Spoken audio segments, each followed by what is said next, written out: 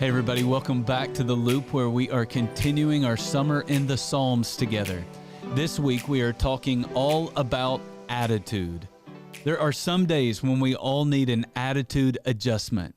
Now, when I think about an adjustment, I think more about going to the chiropractor.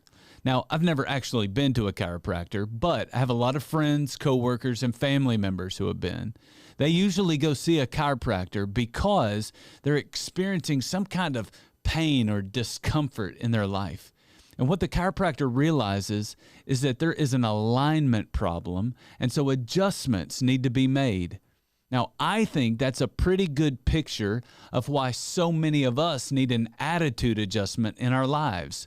We're experiencing some kind of emotional pain or discomfort because our attitude is not aligned with the truth about who God really is.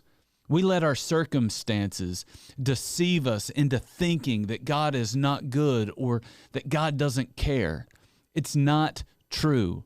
In Psalm 65, David reminds himself of the truth about who God is in an attempt to make an adjustment and create alignment. In verse 2, he celebrates the fact that God answers his prayers. In verse 3, David says that he was overwhelmed by his own sin, but that God graciously forgave it all. In verse 5, he says that God offers hope to the whole world.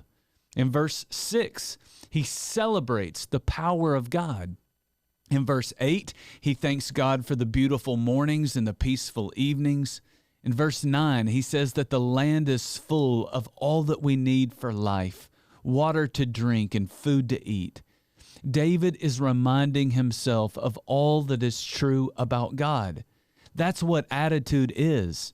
Attitude is the way you look at life, and it will ultimately shape the way you respond to events, situations, and people.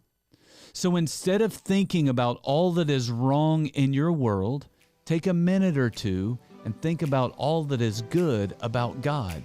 And let those truths about God shape your attitude for the rest of the day.